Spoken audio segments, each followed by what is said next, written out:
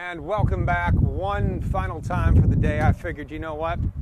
Let's wrap up with a wonderful new floor plan, the A.C.E 33.1. We brought it to you in Hershey. We did the 360 tour, and a lot of you said, hey, can you do this again?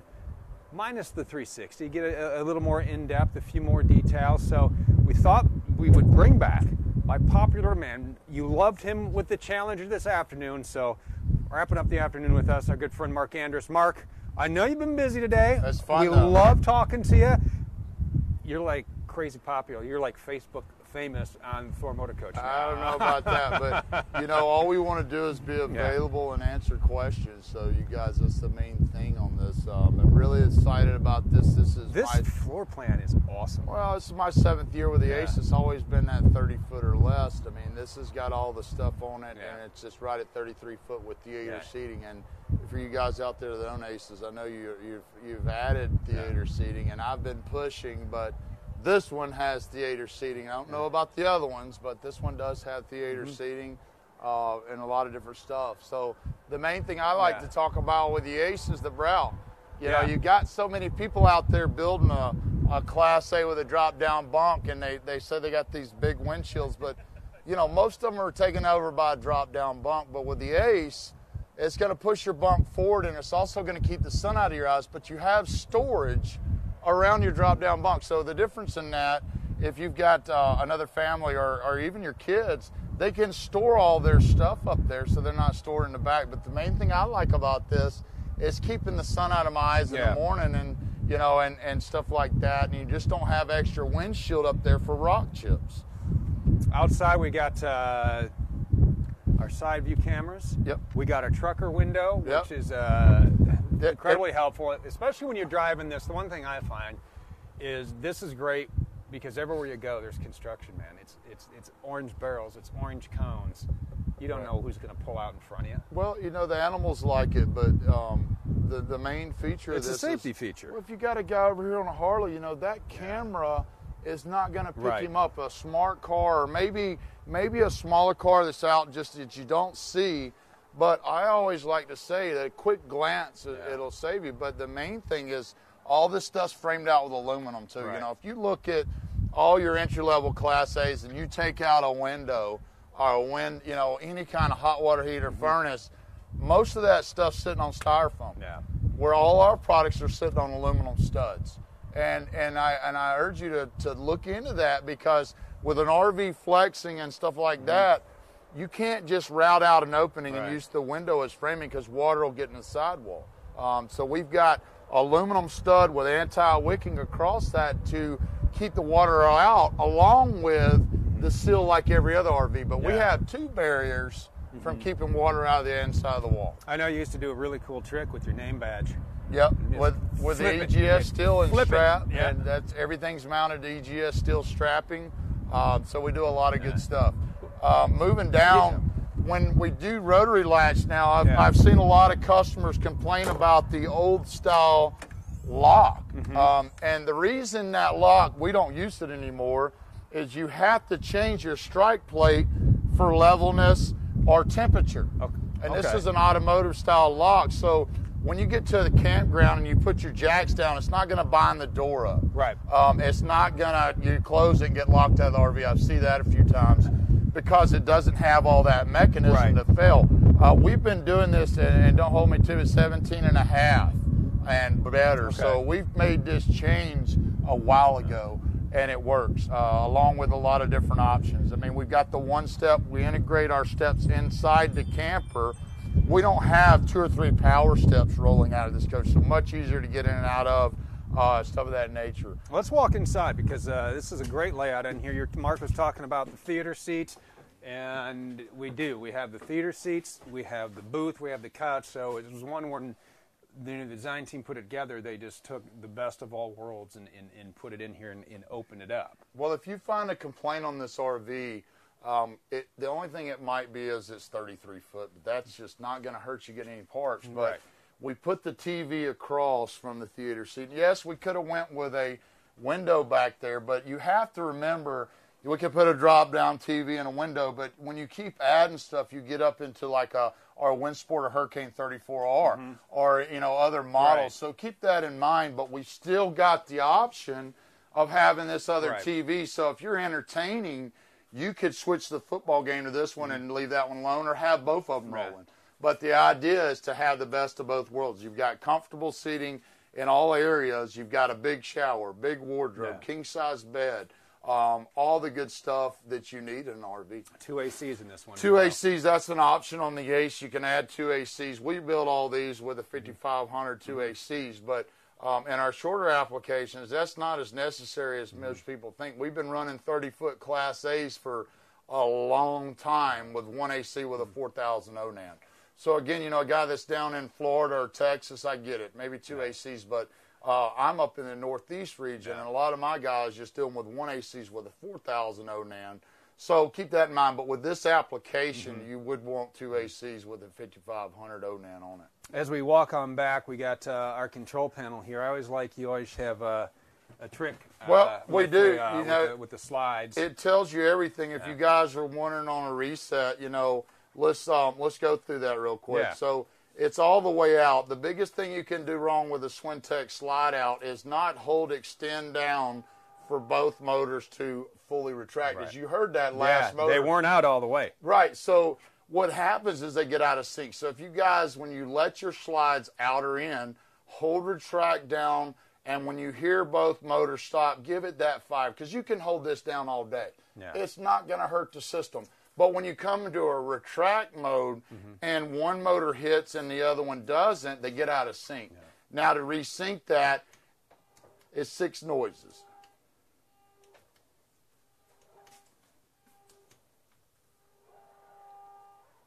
And as we heard, the motors are synced up. So again, in an extended mode, retract, extend, retract, extend, retract, extend, and the motors bottom out. That's what I like about SwinTech, because this system down the road is pennies on the dollar to repair versus a hydraulic rack and pinion, but it's reachable. I mean, you can pull these motors, a lot of different stuff. But remember, if you get the code that's flashing in your SwinTech box, it's usually due to running it on low volts. I always say, operate your slide out when your clock is on in your microwave, and simply all that's doing is telling you you're hooked to shoreline or your generator's on. Okay. And yes, it's a 12-volt system, but the problem is how many lights do you have on, or the basement lights on, you know, and so on.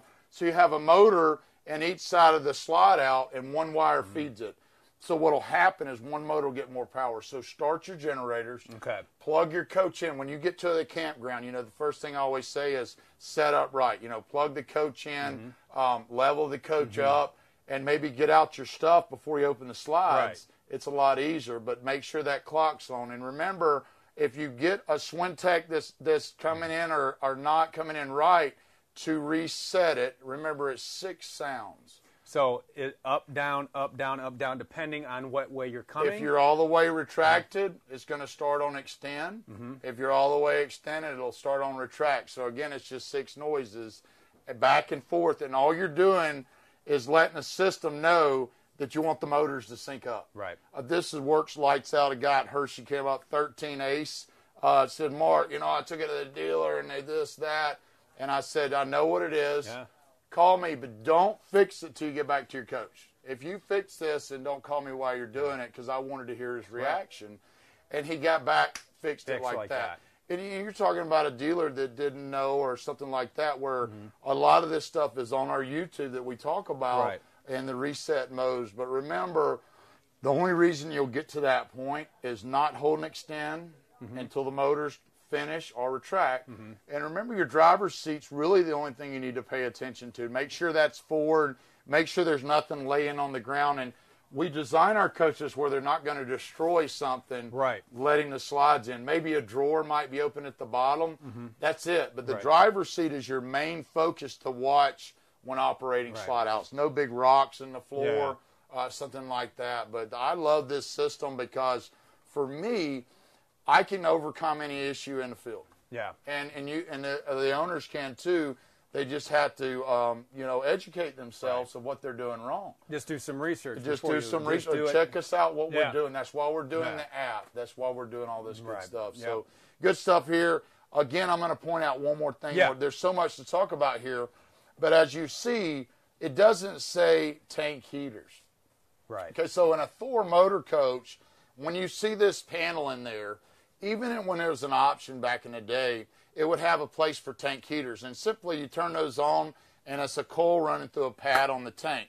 This coach is water system heat. Okay. And that tells me because I don't see tank heaters. And what that means is when I had the furnace running, it means I'd have to have that on. It's blowing heat off the furnace to wherever there's water. Okay. So if you got tanks, water lines, dump station, those areas would blow heat off the furnace. Now, this isn't something you just hope this working. You know, if you're dropping down to a cold temperature, it takes 2 seconds to walk outside. Right. They've got digital thermometers. You put a little, something over here. But I've got guys that have been using on my 27-1. I've got a guy that moose hunts, 2 foot of snow on top, takes extra propane bottle, and he's not freezing up. You know, it's one of the questions that I get a lot, and we get a lot on these YouTubes, We get a lot of the feedback, and the questions are, is this a 4-season coach? I don't agree with the 4-season. We've been having these Arctic blasts, and to tell a customer a unit's 4-season is not right. Because when you get these things and we're dropping down -7, -8. You're gonna blow some water lines. Right, but what you can do with a little bit of education and minimal money and to make sure you can do it. You can make this where, you know, you can go out and stay in 5 degrees of weather. But remember, it's floor plan specific.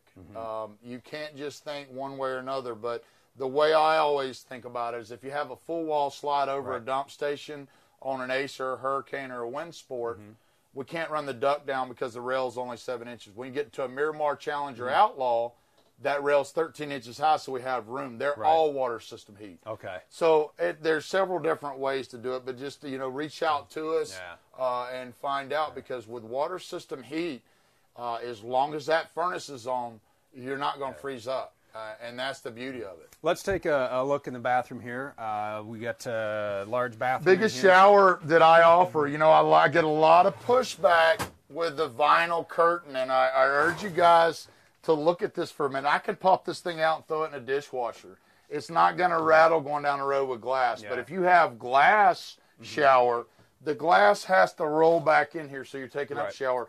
But the other thing is it's level or flat. Where this is going to have a concave, it's going to give you room. So in our smaller applications, that's going to give me the beauty of not having to open the door to pick up the soap. Right. And that's the beauty of what we do.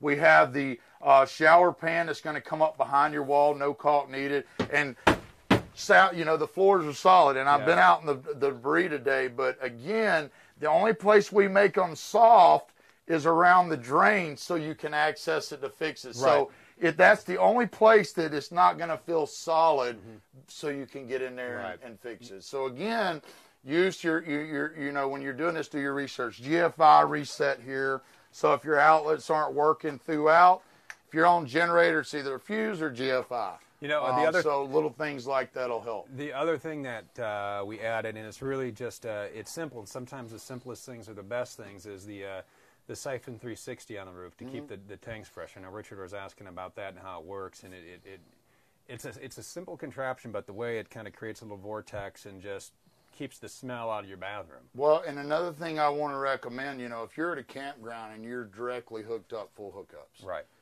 I never leave my gray and black open, because you're taking septic out of the ground into your coach. So close those up, monitor your tanks. We have the tank monitor there. And a black tank works better with something in it.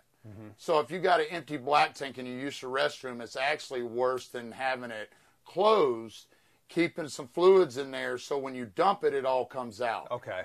So with that being said, the 360 siphon is going to help with that, because it'll take, especially riding down the road, but it's an added benefit. But like for me, if I'm going to be camping, I'm going to be monitoring this stuff. Right. If I'm leaving for the day, I'm not going to leave city water full blast to my RV.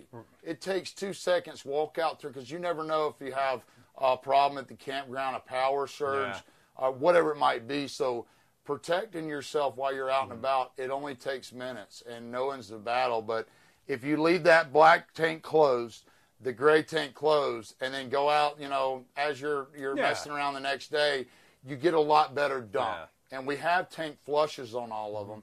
So that way, when you get ready to go, you're just washing it out. You're not trying to wash something out. So keep your gray water. You want to wait to dump that. You'll dump your black first. You'll see your hose move. Once it's done, then dump your gray to get all that out.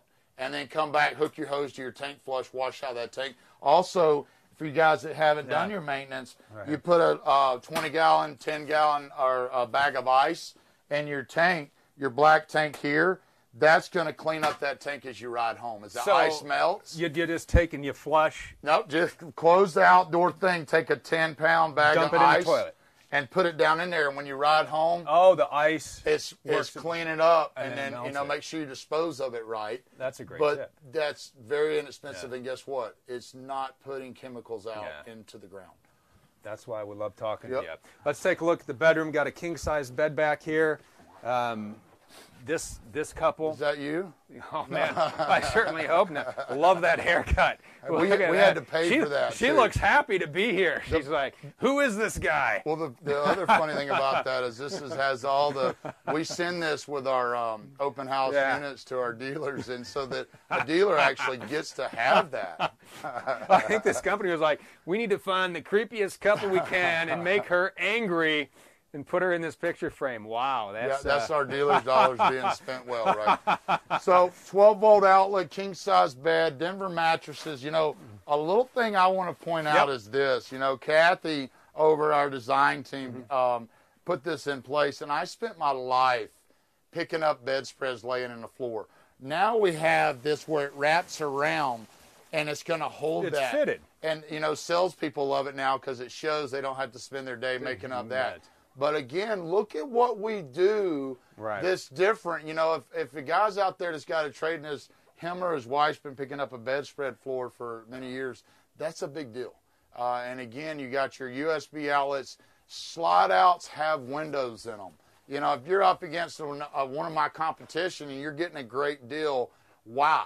Why are you getting a great deal? You've got to look at this stuff because it means so much. It's going to make it feel much more open. And remember, that's going to be all framed in aluminum.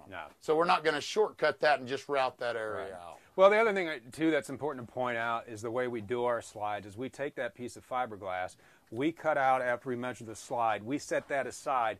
That goes back into the same piece of fiberglass it came from. We don't just have piles of slide outs and say, put this one in here and just shove it in, hope it fits, and then try and MacGyver some sort of seal around it. Right, and it's the difference is when they build the slide out, we're not laminating slide outs for sidewalls. That's going to be laminated with the original sidewall, so we're not routing out. You know, a lot of coaches you'll see GIMP molding at the top of the slide out, and all that GIMP molding is doing is hiding the imperfection of a cut where a guy come back with a saw and cut the top right corner out because the slide out was built wrong in another facility.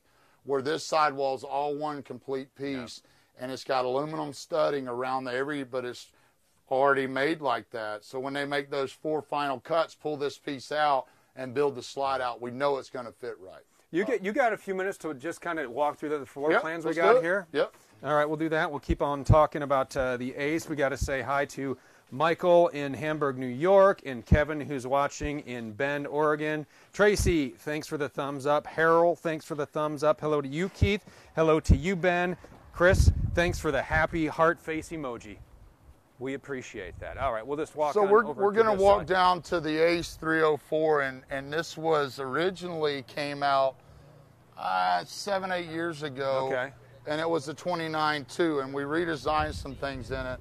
But the main focus of this floor plan is the storage in the rear. And this is huge. And we got a lot of junk in there, so bear with us. Well, we got the show to set up, but you can see you can fit, I mean, everything in there. But this is the only Class A north to south bed, you know what I mean? So in a 30-foot application, your problem is going to be storage. It's not going to be anything else, not driving anything. So think about this stuff before your purchase.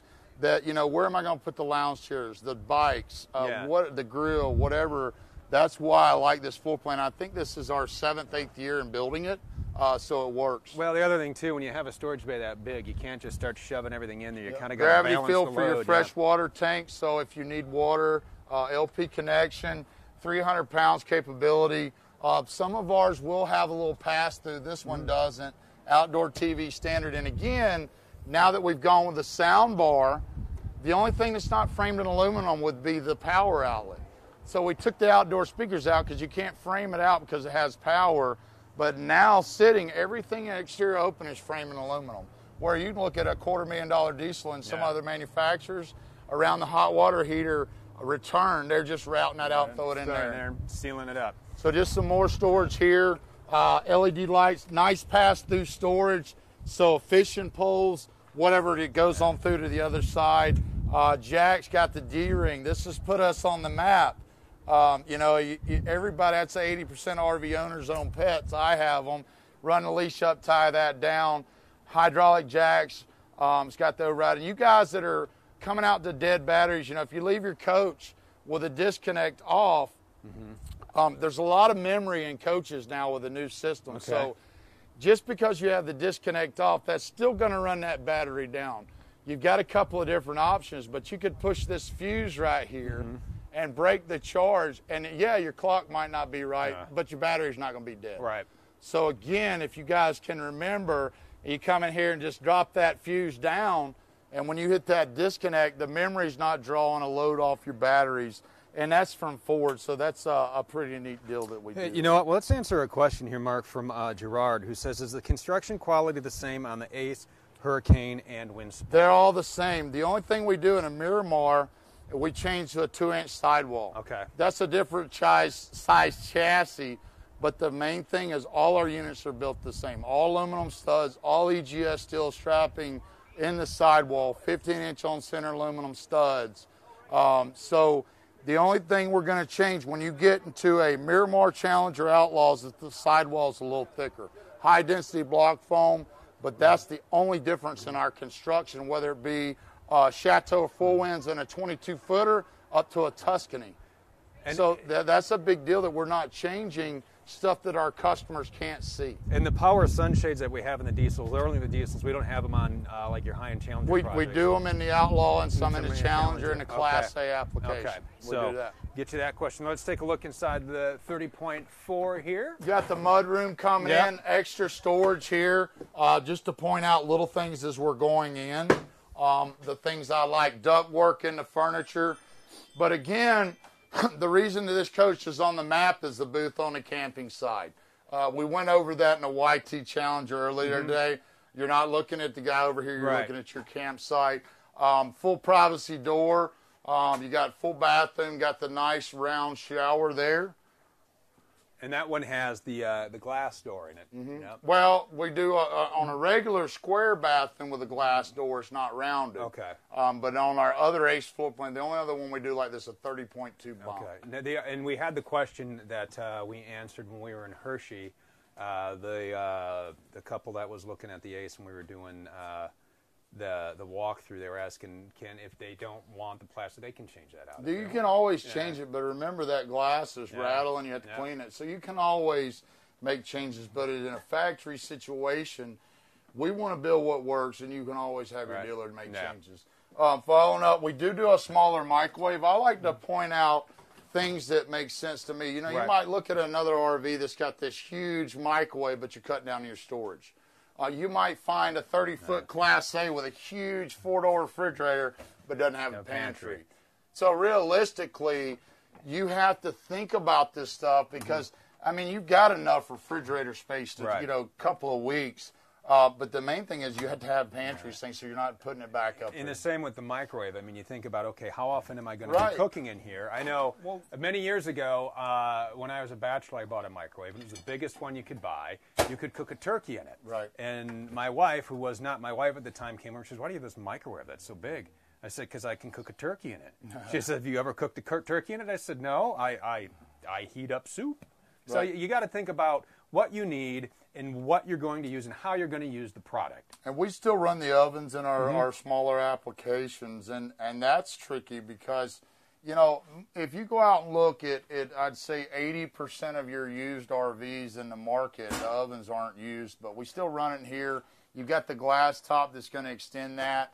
I think days are numbered on the oven and all products, but I could be wrong. The convection is doing so good, but again, we're not wanting to take construction out of our product. We could do all kind of stuff. Oh, sure we could. We could have a gold toilet, but we do not want to take construction features out of the sidewall to get to a price point. That's the main goal. So full privacy. But what we did from the 29.2 to the 304, we extended the slide out, moved the step up back, and what I like about what you're sitting on is that's all storage.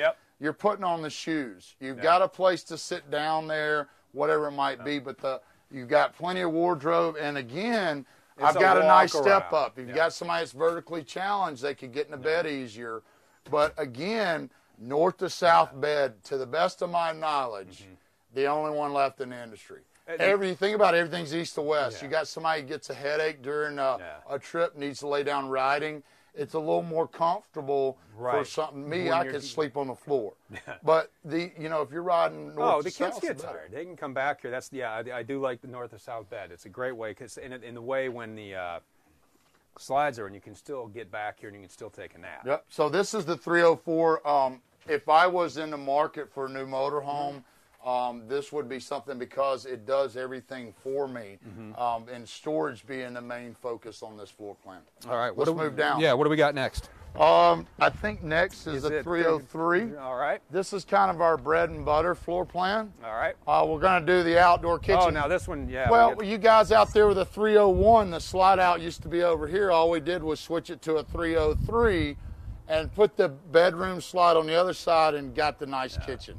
Okay, remember your plugs are hot on your inverters, so this refrigerator is getting cold the moment you turn on that inverter. This coach comes with an 800-watt inverter, and the ones without outdoor refrigerators don't. Okay. If you don't want this stuff, pull it out. But you got nice drawers, LP connection, and this in here for you guys that are wondering. Yeah, what is this? Silverware? Sponges? Well, that and below that is going to be a pump that helps drag back your water. That's actually called a macerator. Okay. And don't get that confused with dumping because that's what it used to be. But basically what that does, you guys that might, cleaning some fish or, cutting up a salad, if a piece gets down in there, that's going to cut that up and shoot it to the grate. So almost along the same lines as the garbage disposal. Exactly, except an RV. Okay. I did not know that. See, I learn new things from you every single day, man. Every single day. So just more storage. Valve stem extensions, again, framed out in aluminum when you take this out. Framed out in aluminum. Gravity tank fill. We did add the access to this on the outside. Still got the D-ring, got your battery compartments. Again, just a lot of good stuff. Got the LED lights on the camper. We were running them out on the tube, and when you have that movement, it just doesn't work over a time frame. Right. Now, I'm just going to let this out a little bit, but that extra protection is to keep sun off your vinyl. So, again, we ran a metal wrap, but the problem was the vinyl wouldn't stay attached to it. Okay. But that's a heavier vinyl that's going to stay attached to the vinyl. So when you roll that up, the UV rays comes right over top of it. Gotcha. We got the mudroom on here, and we got the floor plan in here, which is laid out a little different. This floor plan was this, when did this, 2017 and a half? This is 3 years old, probably somewhere in there. But what I like about it, with the kitchen being smaller, it's a pop-up and down TV. For you guys that have dogs and stuff, there's all different kind of looks out here. But with this slide in, you have a lot more room because it's smaller on this side. That's why I like this floor plan. But the main thing I like about this floor plan is the split bathroom. Now, you guys that don't believe in split bathrooms, it does a lot of different things. You say, well, I don't want to, you're not going to take a shower with somebody you don't know in your coach. Probably not going to do that. But you got a nice privacy door. And then this makes into a privacy door. Yeah. But again, when you're getting ready, somebody could be brushing their teeth, somebody's showering, and this is when the concave comes in. But again, this is a big deal. This is the kibble station, and I know myself have sold a lot of customers that love this, but if you don't have the dogs, storage, keep the soap. Stuff right here so it's not falling down all over your RV as well. All right, show us the bedroom. Then I got a couple of questions we need to answer up front here. Just a bed slide here, plenty of wardrobe, got a little vanity, if you will, storage behind the TV. Our design team has been doing a great job for years. So not a lot of new stuff on this. This is a bread and butter floor plan that works. There's nothing we need to change on this. A couple of changes that we did make on this so that we have some questions about. We changed the dash layout. I know our product development guy, Chris, came in and we got the 10-inch touchscreen. We moved the jack panels. Kind of take us through here, what we've done up here, because it's a little bit cleaner than it was. Well, there's a couple of things. It is cleaner, but we did 3 cup holders instead of just the 2 big ones that didn't work. The drink would fall over, and I just say it like it is, Right. We realized that and changed it. We got the cup holder on the driver's side. Mainly what I like about this is the jack panel, and I'm going to slide in there and show you real quick for you guys that ever get a code. There's 2 different types of jack systems we use. If it's showing low volts or whatever it's doing, it's because you operated it without full power. Again, engine running. If you put the parking brake on first, when you release the parking brake, it'll always let your jacks up. But secondly, if you'll have your generator on, you won't get low volts. I hear that all so much, and usually it's because, you stopped motion or something. To reset this panel, there's 2 different panels that we're using on all our products. Don't hold me to, but pretty sure. If it's got a screen, then you hold auto and enter at the same time for 6 seconds. It'll take that code off. All right. If it's got 4 arrows, you're going to hold all 4. It's going to reset it. But again, we put an emergency start on all our coaches. So again, if your chassis won't start, you push this down and you start it off the house. Your generator won't start. You can push this down and start your generator off your chassis. But the main thing, if you're pulling a low volts, you can hit this and fix it just like that. But remember, low volts are from not doing good maintenance, not making sure things are right. But that's my main thing. We put an emergency start on all of our products. So make sure you're utilizing that. But that's the story behind the dash. They did a great job on that. That's going to raise up 110, 12 volt. Remember, inverters, all TV plugs are hot. Okay, so behind where that TV's plugged in, if you're riding down the road, you can plug into that and pull off of it in the rear. So that's my kind of little madness that I remember. If we're running an inverter, all TV plugs are hot. Okay. And so, Gerard, that is the 10-inch dashboard monitor. The ACE does not have the multiplex wiring system yet, but I imagine eventually it's going to trickle down. It could. I never say never. We're doing that in Hurricane Wind Sport, and we've been doing that system for a while, but this system we've been doing for a long time. But again, we can do so much. Right. But the last thing we want to do is take construction to get a price point. Yep. That's it. I mean, that's your answer to that. Where the Hurricane and Wind Sport have solid surface. They've got a rear molded fiberglass cap. Other than those little things, it's the same thing. But we're trying to keep the coach down for maybe a first-time buyer, maybe a guy getting out of a big diesel pusher. Right. But you have to watch that. All right, let's take a look at the 32. Keep moving. All right, we got 2 more. Yep, we got the bunk 302 bunk. Yep, the bunks right here. We got the big storage out back. We got the TV. We got the awning. But we'll go ahead and we'll let Tom go first this time. And this is the one I've taken quite. It's the best bunkhouse. Winnebago thought that too, man. They love this floor plan as well. But what I like about this is with the slide in, I can get in the bunks right down the road. Oh yeah. We had somebody in asking that today. We were just kind of milling about, and someone's like, hey, with the sliding, you can get in the bunks. It's like, yeah, I took this out. My kids, long trip on the road on the way back from Minnesota, back to home, 10-hour drive. They were taking a nap. This floor plan works, and to keep it simple, we came out with a Super C. Yeah. And guess what? That floor plan is. It's a 302 ACE. Yeah.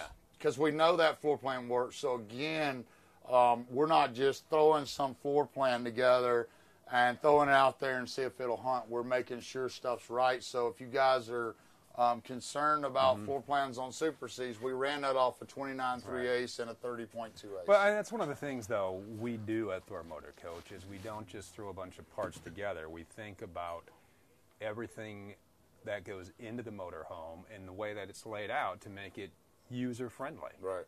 I mean, you have to do that for your clients. But this floor plans works. We've been doing it for a long time. Let's do the 27.2. It's a true 28-foot application, and for me, this is probably one of the best floor plans we do. All right, so this is the smallest footprint in of a the Class A A that we do. We do a 27B in a Windsport Hurricane. Okay.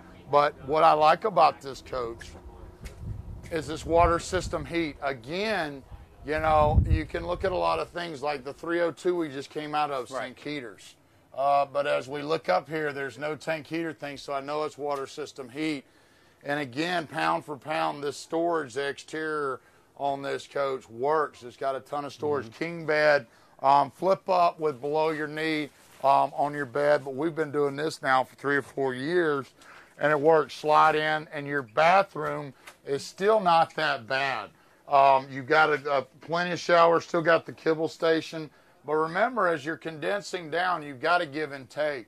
But for this floor plan, you know, there's a lot of companies out there building what they say is 26, 27 foot, when in reality it's a lot longer. You know, a guy that wants to put this in a garage, you can put a lot of things and still get it in a garage. Or you could put a low-profile AC on this. This is about 12.2 with the high-profile AC.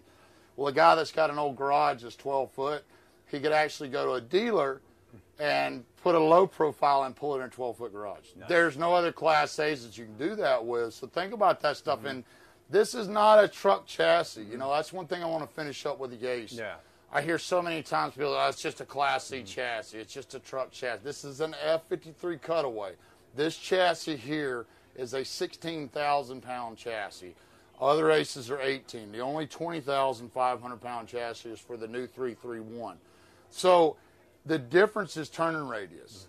It's heavier. You know, a Class C is a little bit lighter, but a Class C, you know, just to finish up, people look at a Class C and say, well, it's easier to drive. You know, I can drive that one a lot better. In reality, I can take a 38-foot Class A downtown anywhere and make all the turns because the wheels are behind me, underneath me. Where in a truck, they're out in front of you, so you only got 30 degree. If you don't believe me, go test drive them. So for the first-time buyers out there, you're buy your second RV first. You know, let's take this through. So talking about first-time buyers, all right? So eventually when this goes on to VH1's top 3 countdown, what are the top 3 things people should think of or look at before they make their first motorhome purchase? Floor plan. Okay. Floor plan. If you're looking at a 32-footer and you think, oh, we'll just go for the 28, it'll work, it won't. If you're thinking the 26-footer is going to drive better than 31 and C versus A, it doesn't. But the main thing I think of is put yourself in the right situation. It gets back to, you know, everybody wants the best deal. Right. For me, I don't. I want the best service, and I want to go to a dealer that says, hey, we want you to do business with us. Let's go drive an A and a C. And do that with your dealers. Negotiate stuff like that with your local dealers. You'll be happier. But again, if you're going to take your first trip, you know, a lot of times we get ready, we get up, we're excited, we start loading up, and, you know, now it's 2, 3 o'clock, and we jump out on the road, and everybody's on the road. Go to bed at 6 p.m., wake up at 1 a.m., and hit the road. There's nobody out there. But what I hear so much is, you know, their second trip, damn, we would have got the right floor plan. So no matter how good a deal, no matter what, the floor plan is critical. You know, but the worst thing, and I'm not saying run out and buy a 38-footer if you're wanting a 33. Right. But if you're looking at a 30-footer and there's that 34, or let's say that 33X Hurricane hits a nail on the head, buy it. Because, again, your main concerns will be gone after your second trips. Your two bigs, drivability and how am I going to do all this. You know, and as we talk about drivability, I know hopefully we can squeeze it in this fall.